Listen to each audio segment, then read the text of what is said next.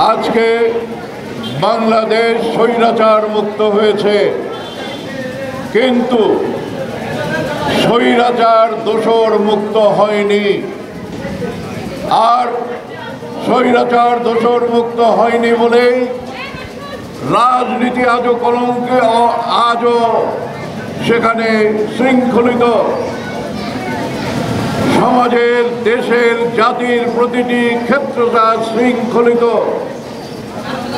আগে স্বৈরাচার এগুলোকে ধ্বংস করে দিয়েছিল, আর আজ যারা স্বৈরাচারের দোসর তারা সমস্ত কিছু শৃঙ্খলিত করছে। এই শৃঙ্খল মুক্ত হয়ে বিশেষ করে আমাদের সংস্কৃতির যে অঙ্গন, আপনারা যদি এফডিসির ভিতরে সাংবাদিক ভাইরা যান তো দেখবেন যে 17 বছরের দলীয়করণ, লুটপাট, এই সব কিছুর নতিজা, ফাইনাল যে পিকচার গত 1 বছরে যতগুলো চলচ্চিত্র প্রদর্শিত হয়েছে, তৈরি হয়েছে, তার একটিও এফডিসিতে হয়নি। আমার প্রশ্ন, যদি এফডিসিতে কোনো কর্মকাণ্ড না হয় তাহলে এফডিসির ওই এমডি তানি বিবি, আপনি এখানে বসে 1 বছর যাবৎ কি করছেন? আমরা প্রতিবাদ করেছিলাম, আমরা বলেছিলাম যে আপনি এখানে আসবেন না, আপনার অভিজ্ঞতা নেই, আপনার প্রশাসনিক অভিজ্ঞতা নেই, চলচ্চিত্রের অভিজ্ঞতা নেই, আপনার কি যোগ্যতা এবং অভিজ্ঞতা আছে সেটা বর্তমান যে সরকার, যে তথ্য মন্ত্রণালয়, তারাই ভালো জানেন।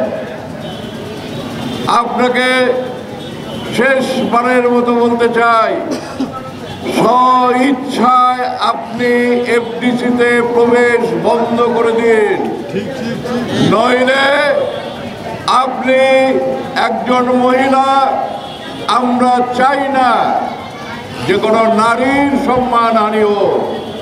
আপনি শুধু এমডি নন, একজন নারী, আপনি স্ব-ইচ্ছায় এফডিসি থেকে চলে যান। সরকার তার নিজস্ব সিদ্ধান্ত নেবেন এবং এই এফডিসিকে উন্নয়ন করে একে নতুন করে চলমান করবেন। এই প্রসঙ্গে যে কথাটা বলতে চাই, আপনারা জানেন যে আজকে এই 3রা আগস্ট আমরা যেখানে দাঁড়িয়ে প্রতিবাদ করছি, ঠিক একই জায়গায় কিছু শিল্পী, কলাকুশলী, কিছু সুবিধাবাদী, কিছু স্বৈরাচারের দোসর, তারা এখানে অবস্থান নিয়ে বলেছিল যে আমরা থাকবো, আলো আসবে। আলো কোনোদিন আর আসবে না, আলো বন্ধ হয়ে গেছে, আলোর তেল শেষ হয়ে গেছে, জেনারেটর আর অন হবে না, আর কোনো পাওয়ার হাউস অন হবে না। আপনারা অন্ধকারে নিপতিত হবেন, আর এই অন্ধকারে আপনাদের চেহারা দেখা যাবে না। সেই জন্যই আমরা কালো পতাকা নিয়ে দাঁড়িয়েছি, যে সেই অন্ধকারের ভেতর থেকে আপনারা চোরের মতো পালিয়ে যান, আপনারা জনসম্মুখে আসবেন না। আপনাদেরকে দেখলে পরে আমাদের ঘৃণা হয়, আপনাদেরকে দেখলে পরে মনে হয় রাজপথ যেখানে রঞ্জিত হয়েছিল, যেভাবে স্বৈরাচার মুক্ত করেছে ছাত্র জনতা, তাদের প্রতি আপনারা অবজ্ঞা প্রদর্শন করেছেন। এত বড় সাহস আপনাদেরকে কে জুগিয়েছে? আজ আপনারা সবার কাছে ঘৃণিত। আজ আমাদের প্রত্যেকটা সাংস্কৃতিক সেক্টর, আপনি যদি শিল্পকলার দিকে যান, আপনি যদি এফডিসির দিকে তাকান, আপনি যদি টেলিভিশনের দিকে যান, আপনি যদি বাংলা একাডেমির দিকে তাকান, সর্বক্ষেত্রে সর্বত্রই আমরা দেখব যে অন্ধকার ছেয়ে গেছে। সুতরাং আপনারা আলো আনতে তো পারেননি, অন্ধকারে নিপতিত করেছেন সংস্কৃতিকে। আমি আজ এখানে দাঁড়িয়ে, আমি যেহেতু বিএনপির সাংস্কৃতিক বিষয়ক সম্পাদক, আমাদের নেতা ভারপ্রাপ্ত চেয়ারম্যান বলেছেন জনগণের সাথে থাকুন, জনগণকে নিয়ে থাকুন। আমরা সেই লক্ষ্যেই আজকে আমরা যারা জনগণের সঙ্গে, জনগণের সামনে এসে আমরা কালো দিবস পালন করছি।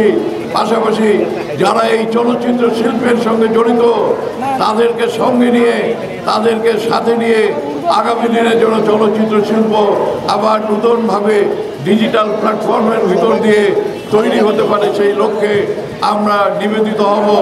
আমরা সেই ধরনের কর্মক্ষেত্র তৈরি করব যেন তরুণ প্রজন্ম যারা মেধাবী, যারা সত্যিকার অর্থে এই চলচ্চিত্রের সৃজনশীল কর্মে নিজেকে নিয়োজিত করতে পারে, তাদের জন্য আমরা সুযোগ সুবিধা সৃষ্টি করে দেব।